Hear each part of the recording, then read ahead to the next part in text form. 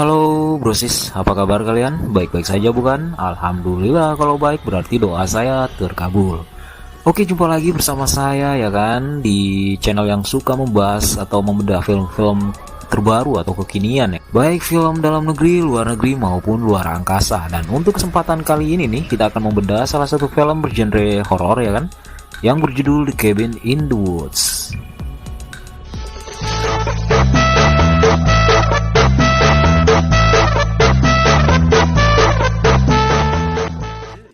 Oke brosis, film ini akan dibuka dengan menampilkan nih dua orang pekerja tua bangka yang sedang membicarakan hal konyol yang entah apa itu.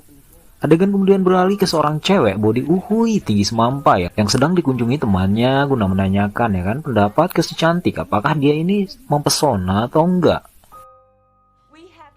Tiba-tiba datang si tampan, kita sebut saja Ruli, mengganggu dan bilang ke mereka berdua kalau sudah waktunya mereka ini harus berangkat ke tempat yang direncanakan.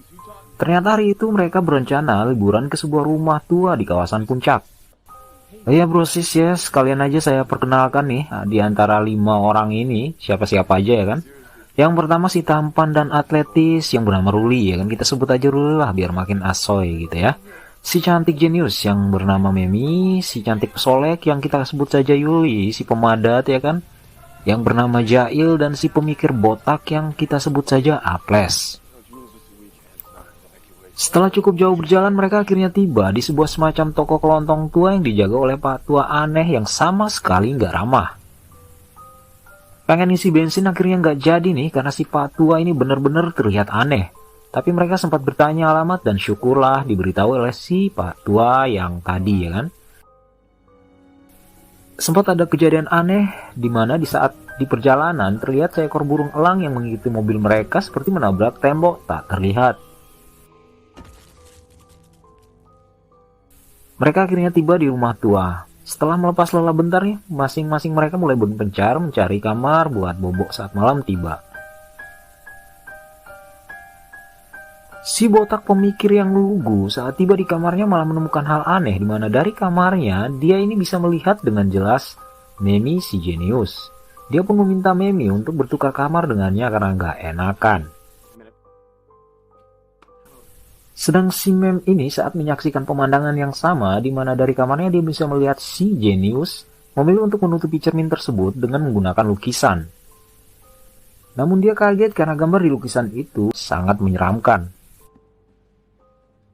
Dan ternyata kelima sahabat ini aktivitas mereka di rumah tua terpantau dengan sempurna oleh dua bapak-bapak yang kita jumpai di awal film tadi. Dan si bapak penjaga toko yang di awal tadi juga rupanya adalah antek mereka.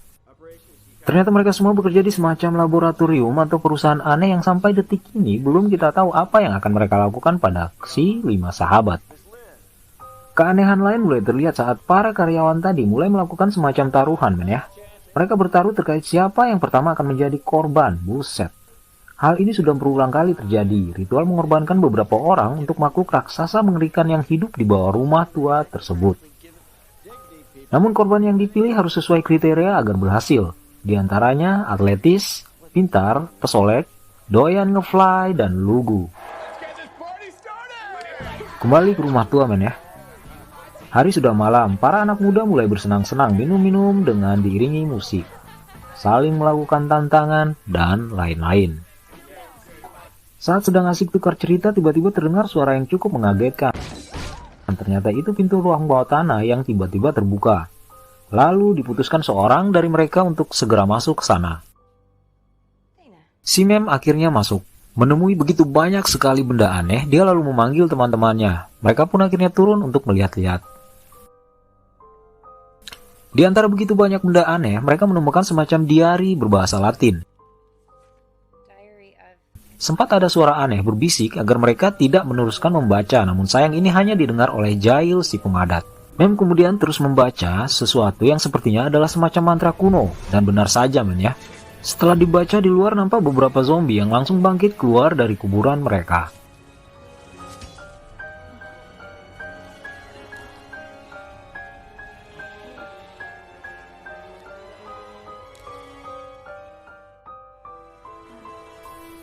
Shin kemudian geser lagi ke ruang kontrol, tampak si Patua dan rekan-rekannya sangat bergembira karena mantra sudah berhasil dibaca. zombie pun sudah bangkit. Ini berarti waktu kerja mereka akan makin singkat, sebab tentu kelima anak muda ini akan segera dihabisi oleh para zombie. Dan darah mereka bisa segera jadi persembahan untuk si raksasa. Dengan santai dari ruang kontrol, mereka menyaksikan kawanan zombie yang bergerak makin mendekati rumah tua, tanpa sedikit pun disadari oleh para anak muda di dalamnya. Mem dan si botak pemikir terlihat berbincang mengenai ilmu pengetahuan, sedang si Ruli yang begitu atletis bersama pacarnya yang pesolek memilih menikmati malam di hutan berkabut yang terang disenari rembulan. Namun tiba-tiba tangan Yuli si pesolek dicaplok aja nih menggunakan pisau oleh seekor zombie yang bersembunyi di dekat situ. Ruli pun gak bisa berbuat apa-apa karena dia ini malah langsung disergap dan dipegangi oleh zombie yang lain, dan adegan mengerikan pun terjadi. Leher Yuli langsung saja digergojo oleh kawanan zombie hingga putus. Untungnya Ruli berhasil kabur menyelamatkan diri ya, mungkin waktu itu dia belum menjadi Thor ya, makanya belum kuat ya. Kedatangan mengagetkan teman-temannya. Setelah masuk, dia langsung bilang untuk menutup pintu, namun Mem malah nekat membukanya, dan ternyata di balik pintu sudah berdiri sesosok zombie menyeramkan dengan memegang kepala Yuli. Teman-teman lain kemudian coba memberikan perlawanan pada si zombie yang berusaha masuk, dan untungnya mereka berhasil. Sedang diskusi nyari jalan, mereka malah dikejutkan oleh kedatangan zombie lain. Auto kabur, mereka terpisah ke lain ruangan. Si tukang ngefly lalu sadar kalau mereka ternyata dimata-matai setelah melihat kamera pengintai di kamar yang dia masuki. Namun sialnya dia malah berhasil ditangkap setelah coba kabur dari kejaran si zombie. Dia lalu ditarik masuk ke kuburan dan lalu cres, terdengar bunyi sabetan men ya.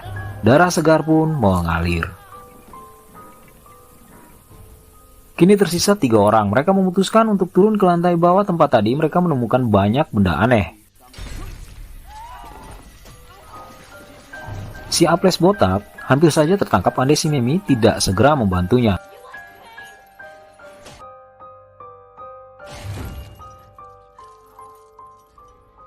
Mereka akhirnya memutuskan untuk meninggalkan rumah tersebut menggunakan mobil. Balik ke ruang kontrol, ternyata tim sifat 2 bukanlah satu-satunya tim yang bertugas melakukan ritual pengorbanan. Ada tim lain seperti Jepang dan Brasil, namun tampaknya ritual yang mereka lakukan semuanya sudah gagal. Tertinggal tim Amerika. Makanya nggak boleh gagal jika tidak ingin monster tadi keluar dan menghancurkan bumi. Tiba-tiba di monitor nampak mobil para pemuda makin mendekati terowongan, dan itu berarti misi mereka bisa saja gagal. Karena jika ada yang keluar hidup-hidup melewati terowongan tersebut, maka selesai sudah semuanya, makhluk kuno akan bangkit. Cara satu-satunya adalah meledakkan terowongan yang merupakan jalan keluar bagi para pemuda.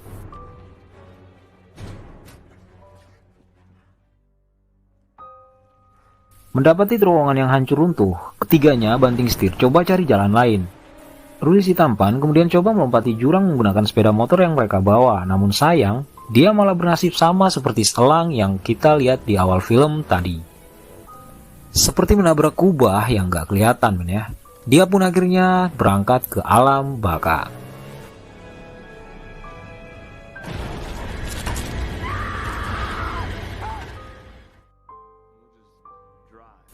Kini tersisa Mem, si jenius beserta Apes yang memutuskan balik ke mobil guna mencari jalan lain. Namun sialnya, di mobil sudah ada seekor zombie lain yang diam-diam menyusup. Si Apes botak berhasil dia habisi saat itu juga. Mobil yang oleng kemudian nyebur ke empang dekat situ. Mem berhasil keluar, namun ternyata masih juga diikuti oleh si zombie laknat. Maka terjadilah pertarungan kecil-kecilan di antara keduanya. Mem si jenius hampir saja dihabisi si zombie laknat andai Jail si pemadat saat itu tidak datang membantunya. Di markas terlihat semua mulai bergembira ria karena hampir bisa dipastikan misi pengorbanan mereka kali ini akan berhasil. Mereka sama sekali nggak tahu kalau darah yang mengalir tadi adalah milik si zombie. Jail si pemadat justru yang telah menghabisinya. Selamat dari zombie di empang, Jail kemudian mengajak Mem masuk ke lubang kuburan tempat di mana tadi zombie menariknya. Ternyata di dalam mirip bangunan lengkap dengan lift. Mereka akhirnya memutuskan untuk turun ke lift. Setiba di lift, mereka kaget karena tiba-tiba lift tersebut bergerak turun dan berputar-putar. Setiap kali lift berhenti, mereka menjumpai berbagai macam penampakan makhluk mengerikan, hantu, dan para monster yang sepertinya sedang terkunci di masing-masing ruangan.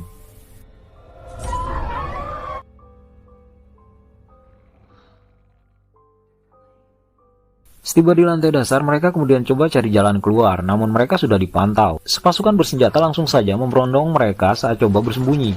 Untungnya ruang tempat mereka berlindung adalah semacam ruang kontrol. Lebih kerennya lagi, di situ juga terdapat tombol yang jika ditekan, maka terbukalah semua pintu yang menyegel para makhluk mengerikan. Mem si jenius gak menyia-nyiakan kesempatan. Langsung saja itu tombol dia pencet dan tarat. Para monster berhamburan keluar melumat habis semua pasukan bersenjata yang ditemui. Darah dan potongan tubuh berceceran di mana-mana. Setelah pasukan itu rata gak tersisa, para monster meresek masuk menuju ke ruang kantor.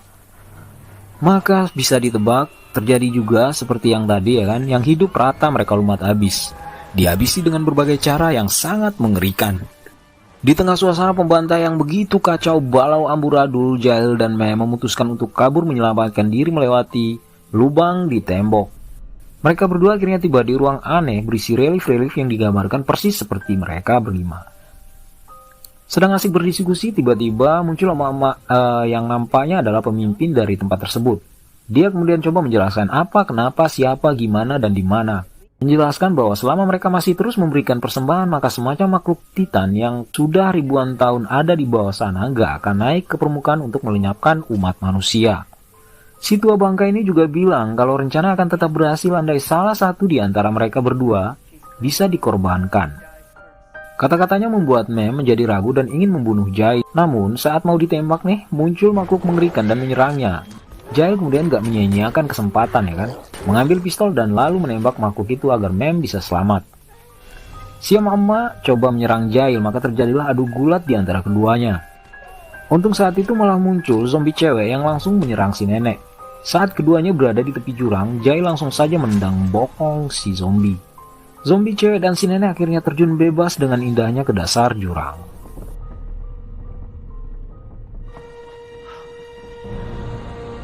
Melihat keadaan yang agak kondusif meski belum 100%, Mem dan Jail memutuskan untuk nyender santuy menikmati sebatang rokok surga. Menikmati sisa-sisa hidup sebelum si Titan abadi main ke permukaan untuk melenyapkan semuanya. Film pun berakhir.